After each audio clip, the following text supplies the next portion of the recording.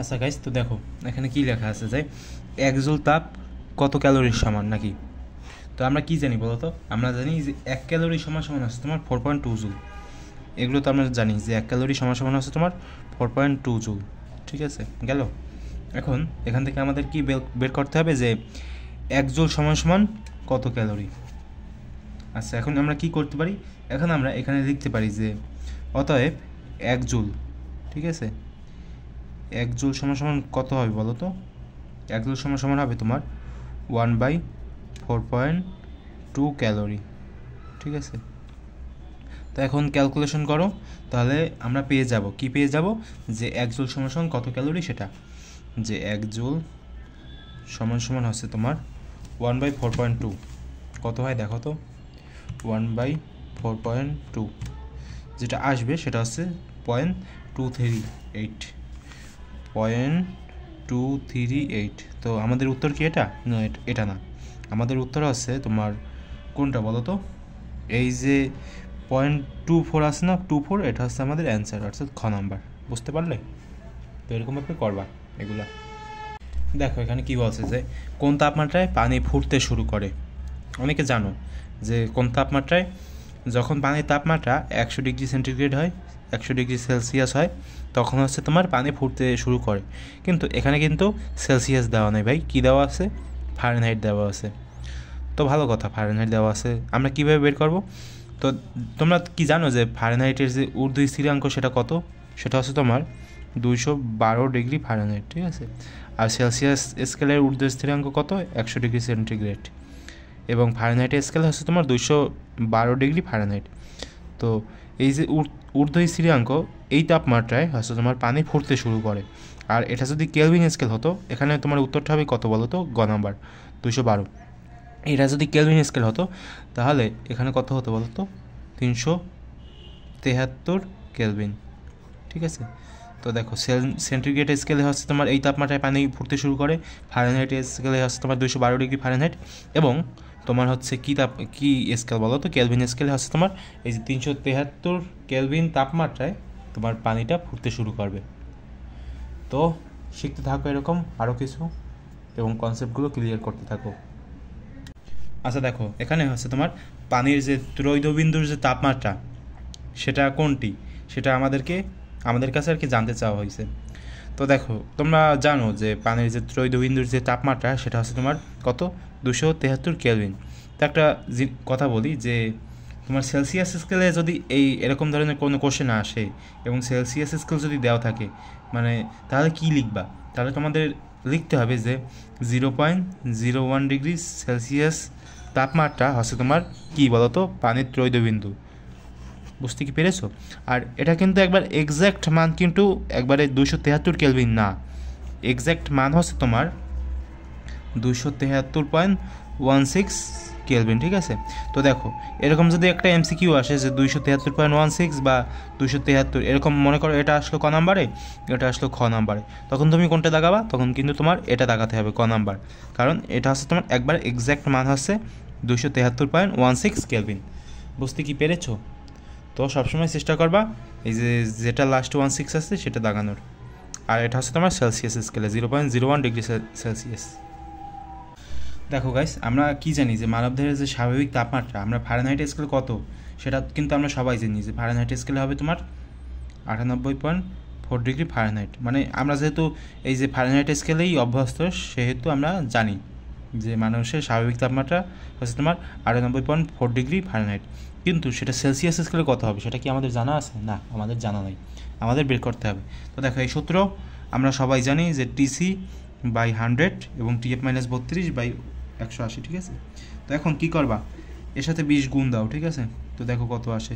TC এখানে আসবে তোমার 5, এবং এখানে TF-32 এখানে আসবে তোমার 9। গেল। এখন কি করতে পারো তোমরা? এই যে TC/5 সমান সমান হচ্ছে তোমার TF আছে না, এই TF-এর জায়গায় 98 লেখো, 98.4 মাইনাস দাও 32, নিচ্ছে হবে তোমার 9। এখন ক্যালকুলেশন করো। ক্যালকুলেটর দিয়ে কীভাবে ক্যালকুলেশন করবা? হোমে যাবা, ইকুয়েশনে যাবা, সলভারে যাবা, যাওয়ার পরে এই যে TC আছে না, এটাকে x ধরো, নিচে হবে তোমার 5 সমান সমানে প্রেস করো, এরপরে এখানে কি আছে 98.4 মাইনাস আছে তোমার 32, নিচে হবে তোমার 9, দেখো কত আসে এখানে। তো যেটা আসবে সেটা হচ্ছে তোমার 36.88। তো এটাই হচ্ছে আমাদের অ্যান্সার। এই যে দেখো এই যে গ নাম্বারে আছে না 36.89, এটা হচ্ছে আমাদের অ্যান্সার। তো এরকমভাবে এগুলো করার চেষ্টা করবা। দেখো এখানে কি বলছে যে 0 ডিগ্রি সেন্টিগ্রেড তাপমাত্রার 1 কেজি বরফ, তো সেই বরফকে 0 ডিগ্রি সেন্টিগ্রেড তাপমাত্রার পানিতে পরিণত করতে কি পরিমাণ তাপ লাগবে সেটা আমাদের কাছে চেয়েছে। তো উত্তর কি হবে? তো উত্তরের আগে আমাদের হচ্ছে আগে ম্যাথটা করতে হবে। মানে 0 ডিগ্রি সেলসিয়াস তাপমাত্রার 1 কেজি বরফকে 0 ডিগ্রি সেলসিয়াস তাপমাত্রার পানিতে পরিণত করতে হবে। বরফ থেকে পানি, কিন্তু তাপমাত্রা একই থাকবে, অর্থাৎ 0 ডিগ্রি সেলসিয়াসই থাকবে। তো কীভাবে করতে হবে? তো দেখো এখানে কি দেওয়া আছে, আমি যা করি সেটা খেয়াল করে দেখো, পরবর্তীতে এরকম ম্যাথ আসলে করতে পারবা। এমন না যে একবারে তোমার সব শিখতে হবে না ভাই, শুধু এতটুকু শিখো তাহলেই হবে। এম সমান কত দেওয়া আছে? 1 কেজি দেওয়া আছে, 1 কেজি লেখো। এরপরে এখানে কি দেওয়া আছে? তোমার একটা জিনিস এখানে মিসিং আছে, সেটা হচ্ছে তোমার সুপ্ততাপ। তো সুপ্ততাপ কিন্তু সবসময় দেওয়া থাকবে, ঠিক আছে? এটা কিন্তু পরীক্ষার কোশ্চেনে দেওয়া থাকে। তো এখন যে দেওয়া নাই এগুলো নিয়ে কোনো টেনশন করবা না, কোনো সমস্যা নেই। আর যদি নাও দেওয়া থাকে তাহলে এগুলো কী করবা বলো তো? মুখস্থ করবা, ঠিক আছে? আচ্ছা গেল। এরপর হচ্ছে তোমার কি করতে হবে, আমাদের ক্যালকুলেশন করতে হবে। তো কিউ সমান আমরা কি জানি যে এম এল, তো এম এর জায়গায় এম বসিয়ে দাও, 1 গুণ দেখো 334,000, ক্যালকুলেশন করো, যেটা আসবে সেটা হচ্ছে 3.34 গুণ 10⁵, অর্থাৎ আমাদের ক নাম্বার আসছে তোমার অ্যান্সার। ঠিক আছে, তো এরকমভাবে অ্যান্সারগুলো বের করা যায়। আচ্ছা, তো তামার আপেক্ষিক তাপ দেওয়া আছে যে 400 joule per KG per kelvin, এবং তামার যে ভর সেটা দেওয়া আছে যে 5 কেজি। তো তামার তাপ ধারণ ক্ষমতা কত সেটা আমাদেরকে কী করতে হবে, বের করতে হবে। তো দেখো আমরা একটা সূত্র জানি যে এস সমান হচ্ছে তোমার C/m। এখানে কার পরিচয় কি ভাই?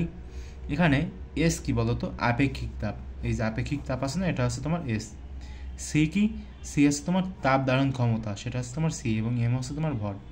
তো এখান থেকে আমরা কি বের করবো? যে তাপ ধারণ ক্ষমতা বের করবো না, সেজন্য আমরা এখানে লিখবো যে সি সমান এম এস। এখন এম কত দেওয়া আছে এখানে? 5 কেজি নাকি, এবং এস এর মান দেওয়া আছে 400 joule per KG per kelvin না। তো এখন ক্যালকুলেশন করো, 5 গুণ 4000, 400 সরি 4000 না, 4 5 20, অর্থাৎ এখানে আমাদের অ্যান্সার হবে 2000 জুল পার কেলভিন। ঠিক আছে, তো আমাদের অ্যান্সার হচ্ছে এই যে ঘ নাম্বার, 2000 জুল পার কেলভিন। আচ্ছা দেখো এখানে হচ্ছে তোমার ক্যালোরিমিটারের যে মূলনীতি, সেটার যে ডেফিনেশন সেটা হয়তো অনেকেই জানো বা অনেকে জানো না, বা ওই যে 2টা লাইন যে লেখা আছে বইতে সেটা হয়তো অনেকের মনে আছে বা মনে নাই। তো আমি তোমাদেরকে একটু দেখাই। তো দেখো এখানে কিছু বিক্ষেপণ দেওয়া আছে, তো এর মধ্যে খ নাম্বারটা আছে সঠিক। কেন সঠিক? গৃহীত তাপ সমান হচ্ছে তোমার বর্জিত তাপ। তো এখানে মূলত বইটা যদি তুমি দেখো তাহলে তুমি একটু ক্লিয়ার হতে পারবে। তো দেখো এখানে বইতে কী লেখা আছে, যে এই যে লাইনগুলো একটু খেয়াল করে পড়ো, যে বেশি তাপমাত্রার বস্তু কম তাপমাত্রার বস্তুর কাছে তাপ দিতে থাকবে যতক্ষণ না পর্যন্ত দুটো তাপমাত্রাই সমান হয়, গেল একটা। এরপরে উত্তপ্ত বস্তু যতটুকু তাপ পরিত্যাগ করবে শীতল বস্তু ঠিক ততটুকু তাপ গ্রহণ করবে। এই 2টা লাইন থেকে কি বুঝলা? গৃহীত তাপ ইকুয়াল টু বর্জিত তাপ, ঠিক আছে? অর্থাৎ তোমার হচ্ছে উত্তপ্ত বস্তু যতটুকু তাপ ছাড়বে ঠান্ডা বস্তুটা ততটুকু তাপ গ্রহণ করবে, ঠিক আছে? সেটা তোমাদের খুব ভালোভাবে বুঝতে হবে। এই যে বইটায় যে 2 লাইন লেখা আছে ওই 2 লাইন পড়াশোনা করে। আচ্ছা গাইস, তো দেখো এখানে কোশ্চেনটা কী করছে, যে একটা বস্তুর ভর যদি এম হয় আর আপেক্ষিক তাপ হচ্ছে তোমার এস, ঠিক আছে, আর তাপ ধারণ ক্ষমতা যদি সি হয়, তাহলে নিচের কোনটি সঠিক? এই যে সূত্রটা, এই সূত্রের সাথে হয়তো অনেকে পরিচিত, আবার অনেকে পরিচিত না। তবে পরিচিত না থাকলেও সমস্যা নাই। আমি কি করেছি হচ্ছে তোমার ওই যে এই যে ইউটিউব চ্যানেল, ঠিক আছে, তন্ময় দাস নামে যে ইউটিউব চ্যানেলটা, এই চ্যানেলের কী করবা বলো তো, একটা প্লে লিস্ট আছে যে তোমার হচ্ছে সূত্র প্রতিপাদন এবং সূত্রের ব্যাখ্যা।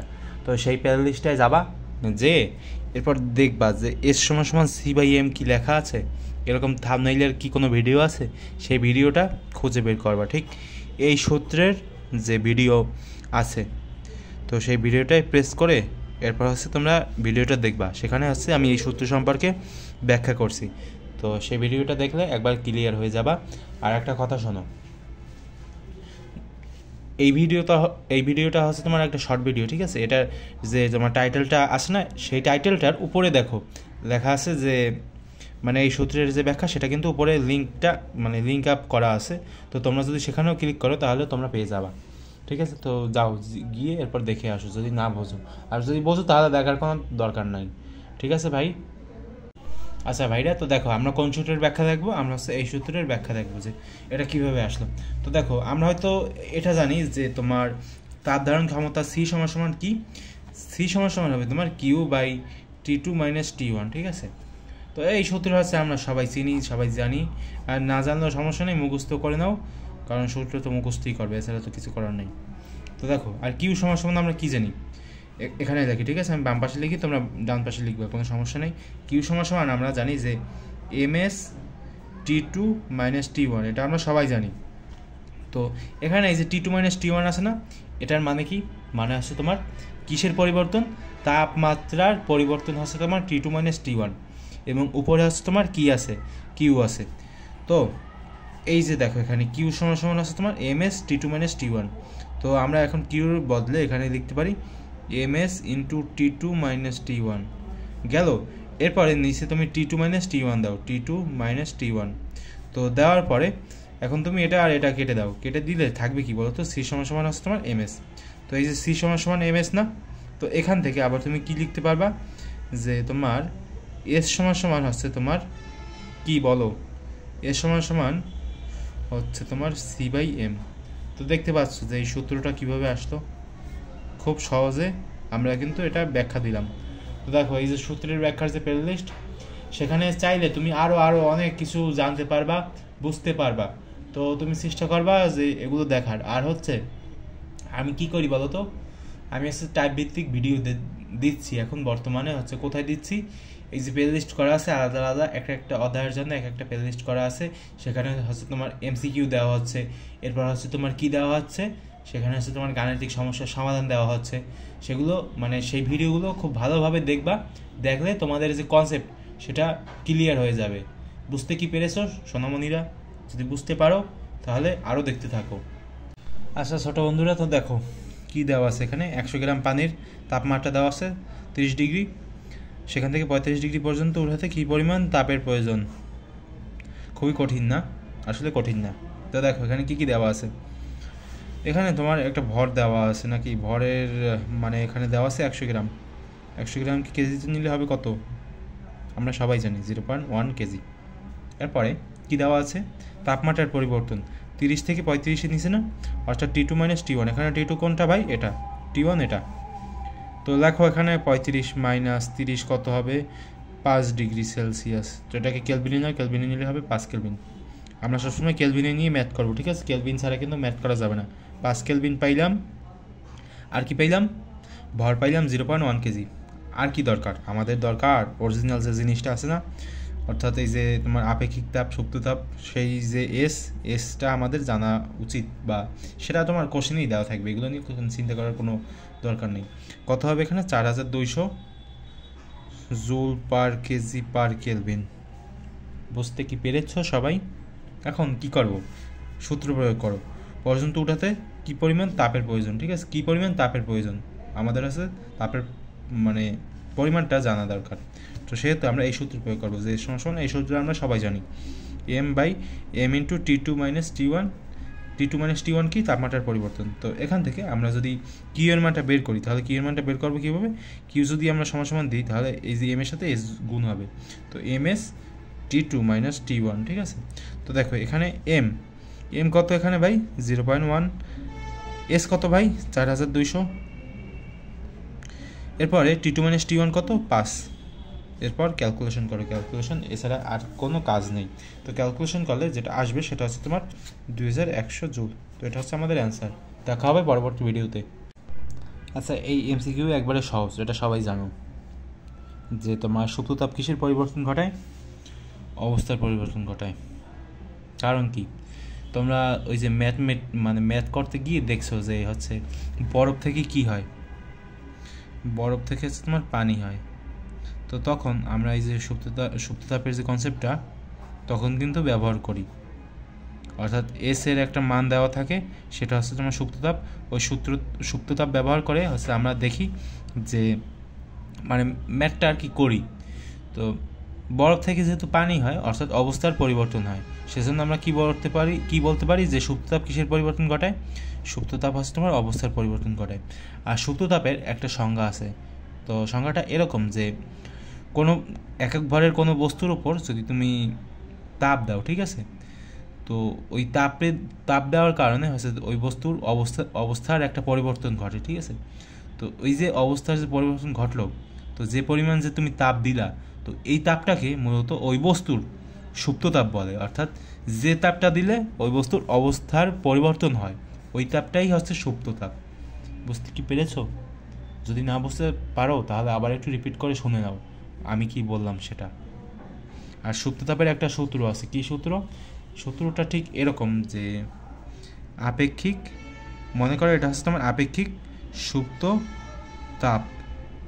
আপেক্ষিক সুপ্ত তাপ সমান হচ্ছে তোমার তাপ, এখানে হচ্ছে তোমার তাপমাত্রা, তাপ, এবং নিশ্চয় হবে তোমার কি হবে? ভর হবে।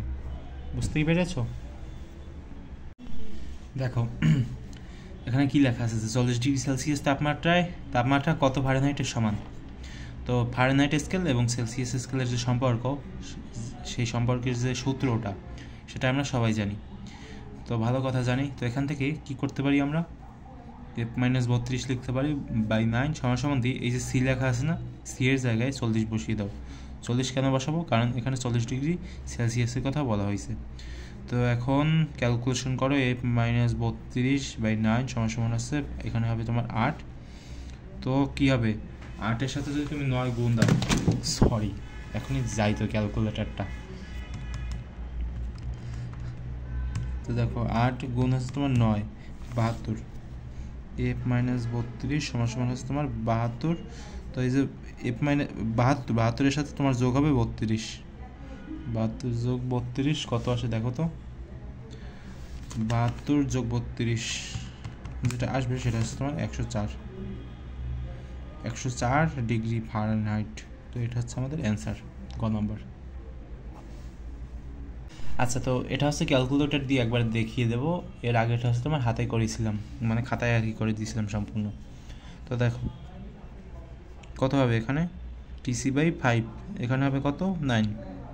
TF-32 by 9।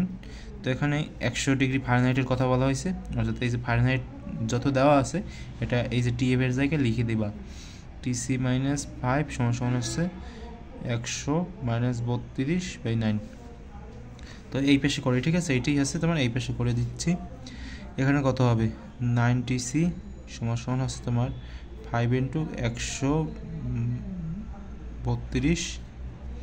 এখান থেকে TC সমান লিখতে পারি 5, 100 - 32, নিচে হবে কত? 9। তো ক্যালকুলেশন করে বের করো কত হবে।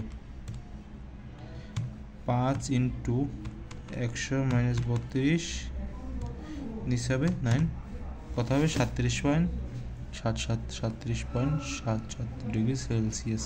তো এটা হচ্ছে আমাদের অ্যান্সার। আচ্ছা গাইস, তো দেখো এখানে কি বলছে যে দৈর্ঘ্য প্রসারণ সহগ, ক্ষেত্র প্রসারণ সহগ আর হচ্ছে তোমার আয়তন প্রসারণ সহগের মধ্যে যে সম্পর্ক সেটা আমাদেরকে দেখাতে বলছে যে কোনটা হবে তোমার আসল যে সম্পর্ক সেটা। তো আলফা সমান কি? আলফা সমান হচ্ছে তোমার দৈর্ঘ্য প্রসারণ সহগ। এগুলো জেনে রাখো যে বিটা সমান হচ্ছে তোমার ক্ষেত্র প্রসারণ সহগ। এরপরে গামা সমান কি? আয়তন প্রসারণ সহগ। আলফা দৈর্ঘ্য প্রসারণ সহগ, বিটা ক্ষেত্র প্রসারণ সহগ, এবং গামা হচ্ছে তোমার আয়তন প্রসারণ সহগ। গেল 3টে জিনিস। তো গেল ভালো কথা। এখন আমরা কি জানি বলো তো? আমরা জানি না, এই পেশে লিখি যে তোমার বিটা সমান সমান হচ্ছে তোমার 2 আলফা। তো এখান থেকে আমরা কি লিখতে পারি যে আলফা সমান সমান হচ্ছে তোমার বিটা, এটা কিন্তু বিটা বি না, বিটা বাই 2 জিনিসটা গেল। এরপরে আমরা আর একটা জিনিস জানি যে গামা সমান সমান হচ্ছে তোমার 3 আলফা। তো এখান থেকে আমরা আবার লিখতে পারি কি যে আলফা সমান সমান হচ্ছে তোমার গামা বাই 3।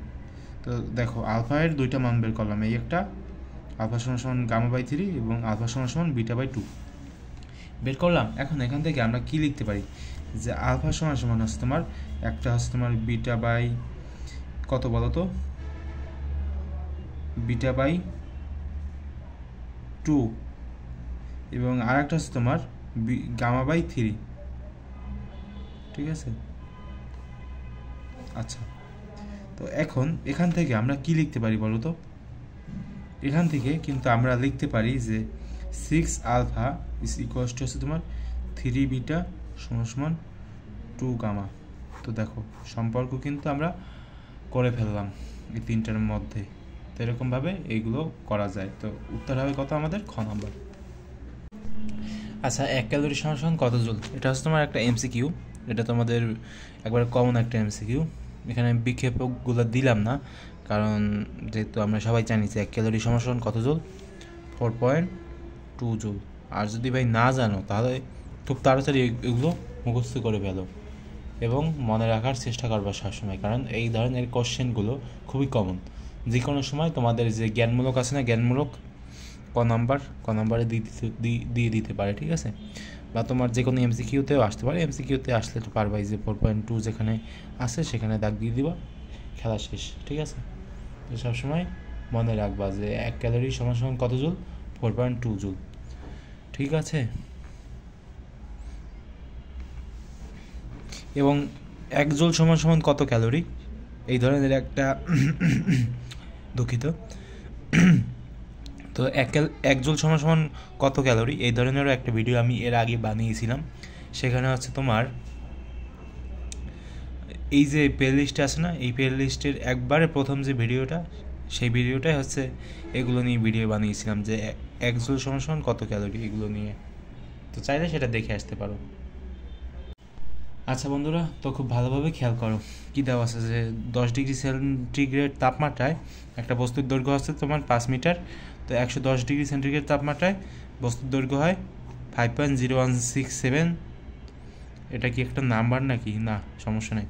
এর দৈর্ঘ্য হয় তোমার দৈর্ঘ্য প্রসারণ সহগ কত সেটা আমাদেরকে নির্ণয় করতে বলছে। তো দেখো দৈর্ঘ্য প্রসারণ সহগ আলফা সমান সমান আমরা কি জানি? L2 মাইনাস L1, এবং এখানে হবে তোমার L1 T2 মাইনাস T1। এটা কি ভাই? এটা হচ্ছে তোমার একটা সূত্র। তো দেখো এখানে L2 কত? L2 হচ্ছে তোমার 5.0167 মাইনাস L1 কত? 5, আবার L1 5, এরপর আছে তোমার T2 মাইনাস T1, অর্থাৎ 110 মাইনাস 10 কত আসে? ক্যালকুলেশন করো, ক্যালকুলেশন করলে যে জিনিসটা আসবে সেটা হচ্ছে তোমার এই যে ঘ নাম্বার। হয়তো কিছু সায়েন্টিফিক মান আসবে যে এরকমভাবে গুণ 10⁻⁵ এই ধরনের কিছু আসবে। তো এই ধরনের কিছু আসলে সামথিং এখানে কিছু আসবে, এরপর হচ্ছে এরকম আসবে। তো এরকম আসলে তোমরা সেটা কনভার্ট করে আবার ডেসিমালে নিয়ে যাবে। তো ডেসিমালে নিলে এরকম আসবে, ঠিক আছে। তো এটার একক কি ভাই? এটার একক হচ্ছে পার কেলভিন। বুঝতে কি পেরেছ সবাই, নাকি বুঝতে পারোনি? আচ্ছা গাইস, তো দেখো সর্বজনীন গ্যাস ধ্রুবক, ঠিক আছে। এই ধরনের কোশ্চেন তোমরা অনেক পাবো ভবিষ্যতে। তো একবার দেখাবো, একবারে মাথায় গেঁথে রাখবা। পিভি সমান সমান হচ্ছে তোমার এনআরটি। এই সূত্র আমরা একবার ছোটোবেলা থেকে শিখে আসতেছি। তো এখান থেকে আমরা কিসের মান বের করবো? আমরা হচ্ছে এই যে আর এর মানটা বের করবো। এখানে যেহেতু আর এর মানটা বের করতে বলছে সেজন্য। তো আর সমান সমান আমরা কি লিখতে পারি? পিভি বাই হচ্ছে তোমার এন ইন্টু টি। তো দেখো এখানে পি এর মান কত? পি এর মান তোমাদের সবসময় মুখস্থ রাখতে হবে যে পি এর মান হচ্ছে তোমার 101,325 গুণ বি এর মান কত? বি এর মান হচ্ছে তোমার 22.4 গুণ 10⁻³ এরপরে এন এর মান কত? এন এর মান হচ্ছে তোমার 1, এবং এখানে টি এর মান হবে তোমার 273, ঠিক আছে। এখন ক্যালকুলেশন করো, ক্যালকুলেশন করো কোনটা আসে সেটা একটু দেখো যে 101,325 গুণ 22.4 গুণ গুণ 10 টু দি পাওয়ার হচ্ছে তোমার -3, এরপর নিচে আসবে কি 1 গুণ 273, কত আসে দেখো 8.314 জুল পার মোল পার কেলভিন। তো এটা হচ্ছে আমাদের অ্যান্সার, ঠিক আছে, 8.314 জুল পার মোল পার কেলভিন। আমাদের এক ম্যাম ছিল হচ্ছে তোমার, আমি যখন এসএসসি লেভেলে পড়তাম তখন কি বলতো জানো, অ্যান্সার, ঠিক আছে, অ্যান্সারকে বলতো কি অ্যান্সার, ঠিক আছে। তো এটা হচ্ছে আমাদের অ্যান্সার। আমি দেখো অপমান করতেছি না, আমি আর কি মজা করতেছি, তো তোমরা মজা হিসেবেই নিও বিষয়টা। দেখো কোন তাপমাত্রায় সেলসিয়াস আর ফারেনহাইট স্কেল সমান নাকি। তো কি করবা প্রথমে তোমরা যেটা করবা সেটা হচ্ছে এই টিসি এর জায়গায় এক্স বসাবা, টিপ এর জায়গায় এক্স বসাবা। 5 সমান হচ্ছে তোমার x - 32/9, ক্যালকুলেশন করো। 9x সমান হচ্ছে তোমার 5x, আর এখানে 3 × 5 = 15 এবং 5 × 2 = 10, এখানে আসবে তোমার 160। তো 9x দিয়ে -5x যদি মাইনাস দেয় তাহলে কত থাকে 4x নাকি, 4x সমান 160, x সমান -160, নিচে দাও 4, কত আসবে এখানে 4 × 16, এখানে আসবে তোমার 40 ডিগ্রি সেলসিয়াস, -40 ডিগ্রি সেলসিয়াস হচ্ছে আমাদের কি ভাইরা অ্যান্সার। কোনটা অ্যান্সার হবে? খ নাম্বার। আচ্ছা দেখো এখানে কি লিখছে যে কোন তাপমাত্রায় গ্যাসের যে আয়তন প্রসারণ সহগ আছে না বিটা, সেটা বেশি হবে। কোন তাপমাত্রায় গ্যাসের আয়তন প্রসারণ সহগ বেশি, অর্থাৎ আমাদের কিসের মধ্যে একটা সম্পর্ক তৈরি করতে হবে বলো তো, গ্যাসের আয়তন প্রসারণ সহগ বিটা ইজ ইকুয়ালস টু হচ্ছে তোমার 1/T1, ঠিক আছে। তো এই যে বিটা এর সাথে, অর্থাৎ গ্যাসের যে আয়তন প্রসারণ সহগ বিটা, এর সাথে তাপমাত্রার কি সম্পর্ক বলো তো, ব্যস্তানুপাতিক সম্পর্ক না, কারণ এখানে 1/T লেখা। অর্থাৎ তোমার এখানে যদি টি এর মান কমে তাহলে বিটা এর মান বাড়বে। আবার বলি, টি এর মান যদি কমে, অর্থাৎ তাপমাত্রা যদি কমে, এখানে কত আছে 10, 30, 40, 50 আছে না, তো তাপমাত্রা যদি কমে, মনে করো 50, 40, 30, এখানে যদি তাপমাত্রা তোমার 10 ডিগ্রি সেন্টিগ্রেড হয়, তাপমাত্রা যদি তোমার 10 ডিগ্রি সেন্টিগ্রেড হয়, তাহলে হচ্ছে তোমার গ্যাসের যে আয়তন প্রসারণ সহগ বিটা এর মান বাড়বে। সেজন্য আমরা কি বলতে পারি বলতো, যে কোন তাপমাত্রায় গ্যাসের আয়তন প্রসারণ সহগ বেশি, ক নাম্বার, অর্থাৎ 10 ডিগ্রি সেন্টিগ্রেড তাপমাত্রায় আমাদের হচ্ছে গ্যাসের যে আয়তন প্রসারণ সহগ সেটা বিটা এর মান বেশি। বুঝতে কি পেরেছো সবাই? যদি বুঝতে না পারো তাহলে আবার একটু রিপিট করো, যদি 2-1বার রিপিট করো তাহলে বুঝে যাবা। আচ্ছা গাইস, তো দেখো খেয়াল করে দেখো আপেক্ষিক তাপের একক কোনটা। তো অনেকে জানো না, অনেকে জানো, তো দেখো আমি তোমাদেরকে একবারে ক্লিয়ার করে দিচ্ছি। আমরা জানি কি বলতো, আপেক্ষিক তাপ মানে কি, আপেক্ষিক তাপের একটা সূত্র আছে, কি বলতো, এখানে হবে তোমার তাপ ধারণ ক্ষমতা গেল, এরপর নিচে হবে তোমার পদার্থের পরিমাণ, ঠিক আছে। তো দেখো তাপ ধারণ ক্ষমতা এবং পদার্থের পরিমাণ, ঠিক আছে। এখানে তাপ ধারণ ক্ষমতার যে একক, সেই এককটা কি বলতো, এখানে এককটা হবে তোমার জুল পার কেলভিন গেল। এরপরে তোমার পদার্থের পরিমাণ অর্থাৎ কি বলতো, কেজি। বুঝতে কি পেরেছো? এরপরে এখন যদি তুমি সার্বিকভাবে যদি এই যে মানে এখানে যে লেখাটা আছে এটা যদি তুমি সার্বিকভাবে লিখতে চাও তাহলে এরকম লিখতে পারো যে joule per KG per kelvin, ঠিক আছে। এটা হচ্ছে আমার কিসের একক, আপেক্ষিক তাপের একক, ঠিক আছে। এরকমভাবে তোমরা বের করতে পারবা খুব সহজে। তো চেষ্টা করে যাও খুব দ্রুত এই অধ্যায় শেষ করে ফেলো, তাহলে অনেক কোশ্চেনই কমন পাবা, কারণ এই অধ্যায়টা খুবই গুরুত্বপূর্ণ আর এখান থেকে অনেক কোশ্চেন আসবে। আপেক্ষিক তাপের যে বিষয়টা সেটা সম্পর্কে একটু তোমাদের ক্লিয়ার হওয়া উচিত এই যে অধ্যায়টা, এই অধ্যায়ের, কারণ আপেক্ষিক তাপ দিয়ে অনেক ম্যাথ আসবে পরবর্তীতে, এমসিকিউতে আসবে, এরপর হচ্ছে তোমাদের সিকিউতে আসবে। সেজন্য আগে থাকতে একবারে সতর্ক হয়ে যাও, ঠিক আছে। তো এই যে তোমার বিভিন্ন ধরনের একক আসবে, এরপর হচ্ছে তোমার মাত্রা চাইবে, তো সেগুলো মুখস্থ করবা বা একটু বোঝার চেষ্টা করবা, বুঝলে তো আর মুখস্থ করার কোনো দরকার হয় না নাকি। তো দেখো এখানে উত্তরটা কী হবে, এটা হবে joule per KG per kelvin.